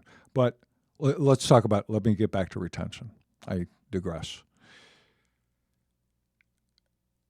It is so important that we keep this person there. Develop them. By developing them, I mean develop them into management. If I'm a car dealer right now, and I own one store, that's challenging, for sure. It's not impossible, obviously. We're doing business right now with a terrific single-point Chevrolet dealership, excuse me, in the Chicago area, and they do an amazing job. However, in saying that, I'm just going to talk about me. If I was younger, if I owned one dealership, I'd want two, and if I owned two, I'd want four, and if I want four, I'd want 8 ultimately, and I'd want to make it a generational thing and go on and on and on and on and on. Now, to do that, you need talent, and the only people that I would feel comfortable with would be people that I hired and developed in-house. That would be the optimum way to do it. So I don't want my people to leave. I won't let them leave. I'll do everything that I'm capable of, that myself as a leader and make sure that my team keeps this person there. Well, yeah, Craig, I mean, that's kind of a no-brainer. Well, maybe it is, but we better start focusing on it. We really got to focus on it from all levels. I mean, from all levels. Let's work together on that. It's not employee versus management. It's a team thing. If I'm a let me give you an example. If I'm a salesperson in a dealership, and it doesn't matter, I could be there 6 months or 6 years, it don't matter, and I catch wind of someone that's thinking about, we're standing around, we're in a dope ring, and it's like, man, I'm out of here. I'm just, the guy's been there 2 months or whatever. I'm out of here. I don't like this. I don't like that, or whatever. Let's let somebody know. Let's not keep it a secret. Let's not encourage that person to leave. Yeah, this place sucks. I'm probably going to leave too. Let's take that information to somebody and let's see if we can't save that person or take the initiative and be a leader. And like, well, why are you thinking about leaving, man? I mean, this place is pretty cool. I've been here for 3 years, and I don't know, I make good money, and what are you having trouble with? Maybe it's something I could help you with. Or maybe, let's go talk to Bill, the manager, and see if we can't straighten this thing out. Let's help each other, okay? So that's one thing. Now here's the complete reverse opposite. Understanding a person's why that they do things is really important in any business. It's really important in the car business. So if I've got a new hire, I want to really get to know this person. It's unlikely that when they were 10 years old and they went to the family picnic, get-together, that Aunt Mary came up to him and said, "Oh, Craig, you're so cute. What do you want to be when you grow up?" "Oh, Aunt Mary, I want to be a car salesman." It's unlikely that ever came out of someone's mouth. Unlikely. Not impossible, but unlikely. Years ago, I wrote a blog that was entitled, well, at least I can always sell cars. I think that was the name of it. If nothing else works out for me, I can always sell cars. And we get some of that. So accept it. It's just the way it is. However, here's what I'd like to do. What I'd like to see you guys do is let's find out what their real passion is, what they're really into. It's that talk to me like you know me thing that I said earlier. Let's be real with them. So forget about the car business for a moment, Miss New Hire. What do you really want to do? If you had the money and you had the opportunity, what is it you'd really like to do? And she says, I don't know, whatever. Gosh, whatever is going to come out of my mouth is going to sound sexist as hell. Gosh, why is the world like this? I don't care. So I want to own my own flower shop, craft store, dress shop, shoes, purses, whatever. I want to own my own business on whatever it is. You say, okay, well, that's cool. Why haven't you done that? Well, I don't have the money. Well, makes sense. Well, how much money you would need would you guess? I don't know how much research you've done, but how much money would you need to open up a whatever shop? $150,000. Okay. So if you had 150 grand, you and I wouldn't be sitting here, right? I mean, you wouldn't be working here at King Kong Motors. Well, yeah, probably not. It's not going to cost me my job, is it? No, it's not going to cost me a job. But let me share something with you. You're selling 8 cars a month. You're making $3,000 a month, $4,000 a month, whatever. Here's what's going to happen. You're going to leave here and you're going to go try something else. And you ain't never going to get that dress shop that's your real why and your real passion. And it's not going to happen. Do you want me to show you how to do it and how to get what you want? Well, yeah. Okay, then what I want you to do is everything that I ask of you, exactly the way that I ask you. I want you to be stuck to me like glue. I want you to demo every single person. I want you to follow up people forever.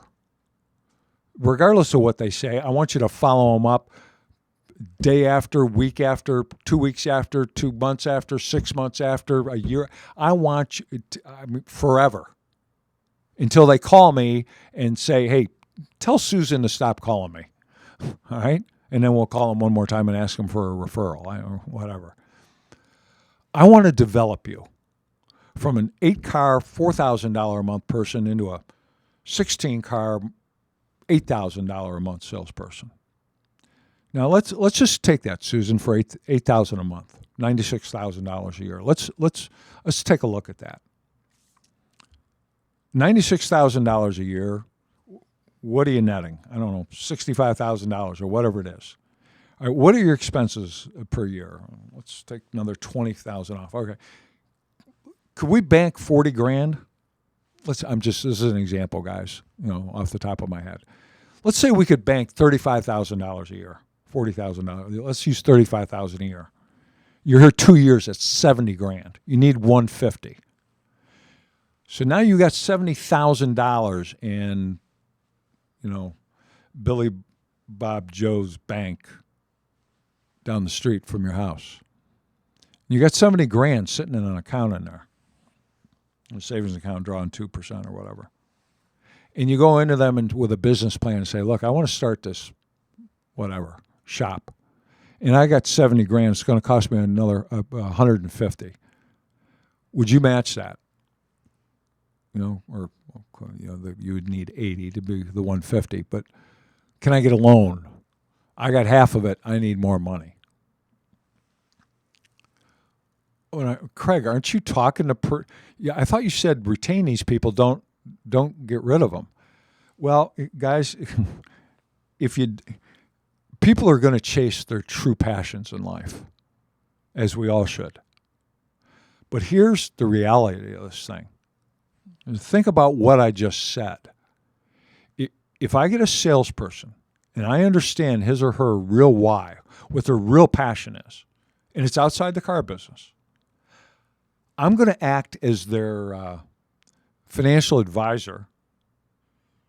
I'm going to act as their financial arm to allow them to realize their true passion.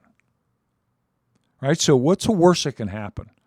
They sell 16 cars a month for 2 years. What's 16 times 12? That's 160 plus 32. It's 192. Let's call it 200 cars a year. And if we're averaging $2,000 a copy, $2,000 a car, new and used, front and back, F&I, and so forth, what is that, 400 grand a year in gross profit to the dealership? So Susan has brought me $800,000 over the course of 2 years and 400 customers that she has sold. Now, if we're on the ball, even halfway on the ball, they're not following her to the flower shop that she bought. Well, they might. That's cool too. But those are our customers that we've helped her create for our dealership. Those customers, if we're halfway on the ball, are staying with us. She's made us a bunch of money over that 2-year period. Set her free. Let's find out the way to motivate, inspire, to get the most out of our team members. Now, what could happen is this, and it's actually probably more likely. She's a couple years into this developmental program where we're going to help her save enough money where she can buy her flower shop, whatever the case might be. And it's like, you know what, boss? We had a talk a couple years ago, and this year I'm tracking like $87,000. I'd have to sell a boatload of flowers to make $87,000. I'm good here. What's my next move here? What's my career path like? How do I get promoted at the dealership? Let's talk about that.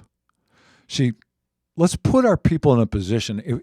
If we think about, they either make it or don't, and there's no gray area, I think we're shortchanging our team members, our employees, our internal customers. I really do. So retain them. Do everything that we possibly can to keep them. Everything. However, also look at the fact that we're not probably their first choice. So let's find out what their first choice is. Let's help them, give them all the tools and all the opportunity to realize their first choice and let the chips fall where they may after a couple years. Because I'm here to tell you that most of them are going to say, screw that. I'm making so much money here. I'm not leaving here, man. How can I become a manager? I want to make more money. Sometimes they make less money as a manager, but so they might want to how can I sell even more cars? How can I be the next Ellie Reedy and sell whatever the heck he sold, 1,600, 1,700 cars last year, whatever the heck it was, some crazy number. How can I be that person? How can I be the next Mike Davenport, who has 170,000 YouTube subscribers as a car salesperson? How can I be the next Mike Davenport, who has probably now 100 Corvettes on order? Yeah, you heard that number right, 100. How can I be the next one? Well, the way to be the next one is to develop, to listen to management, stick and stay. Stay where you start. Don't hop around. Be engaged. Learn social media. Brand yourself. So on and so forth. So that's all the questions that I really have time for today. I want to just take a real quick look through here and make sure that I'm not missing anything that I should be doing.